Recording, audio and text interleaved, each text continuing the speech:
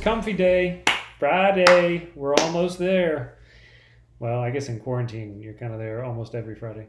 Anyway, so just putting our feet up today, taking the last question of the week. And the question that came from a parishioner this week was a good one, and it referred back to Divine Mercy Sunday. And Divine Mercy Sunday, I noticed this Divine Mercy Chaplet. I'm not familiar with it. Can you give some insight into kind of where it comes from or its purpose? We see beads being prayed, but it's not the rosary prayers. So good question, something that we have all asked at some point in our lives. And it goes back to the kind of the 1930s, this young nun at the congregations of the Sisters of Our Lady of Mercy in Poland. And this sister, Maria Faustina Kowalska, she begins to receive in the early 1930s visions, conversations, locutions, whatever you want to call it, from Jesus.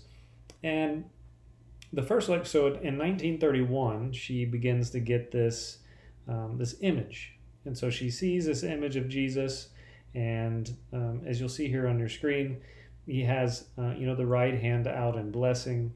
It has these two rays that are shooting from his chest, colored in red and white. You can see the wounds in his hands and his feet. So it's a classic image of Jesus, but it's really focusing on the mercy. And he says, my mercy, that I want to get this message out to the world. And so Faustina becomes known as the apostle of mercy in many ways. The blood that is shed, the red coming from his heart for his people, the white, the water that cleanses. The red, the blood and water have all kinds of symbolism, which we've actually talked about in previous videos before throughout. So, but that's in 1931. So then in 1935, she begins, she has a vision, and she sees this angel that is coming down on a local city to chastise it, she says. And so she begins to pray. This prayer begins to come to her where she prays for this city. And so these prayers begin to develop into something not ritualistic, but almost like a devotional, using the beads. So she uses the rosary beads and she begins to pray these prayers. And as she does this, she says the angel loses power. God begins to rescind this power, and this is kind of the image and manifestation of mercy. And the Lord comes and tells her, listen, I want you, this isn't just for you, this prayer is for all. And he says, encourage souls to say the chaplet which I have given to you, and that whoever will recite it will receive great mercy at the hour of their death.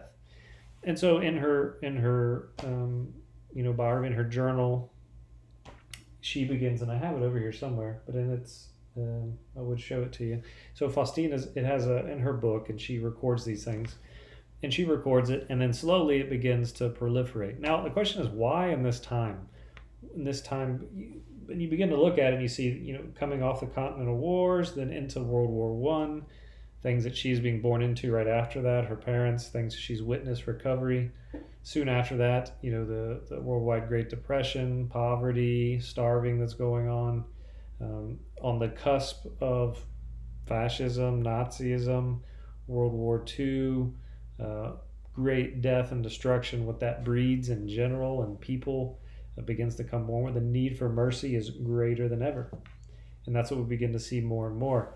On comes the onslaught of communism, the amount of people who have died in general, all these different pieces, genocide, blah, blah, blah, on and on, the Cold War, blah, blah, blah. All this continues to happen. More and more need for mercy on much greater and greater magnitudes. And so when we wonder and say, why then? Why her? He works through the weakest of us, and he comes at a time when it is needed. And he provides this great image, and the Divine Mercy image, and this great chaplet, this place where we can go and pray for our sins and the sins of the whole world. And so that's kind of a general history. Now, we say that kind of 3 p.m., this is the Great Mercy Hour. That's the time when this is often prayed. At her shrine in Poland, it's prayed every day at 3 o'clock. It can be prayed anytime. It doesn't have to be prayed at 3 o'clock. Here in the parish, we pray it at 3 p.m. right now during quarantine, led by our Divine Mercy scholars and the people they've organized. So we're always grateful for that. But this is the gist and history. I was trying to think of the prayer time. so Jesus commends to her too. He says, the novena leading up to it is an important time to pray the novena, the Divine Mercy Chaplet as well, the novena leading up to Divine Mercy Sunday. What great graces can be taken from that. So very quick general history, maybe some thoughts on why and the timing, but a very valuable devotion that we can use in our lives, and hopefully of some help to you if you had a similar question. All right, that's it for this week. We'll see what next week holds. Hopefully we'll get some new news as to how quickly we'll be coming out of quarantine in the coming week. But if not, my hunch is you'll probably see another week of videos. See you then.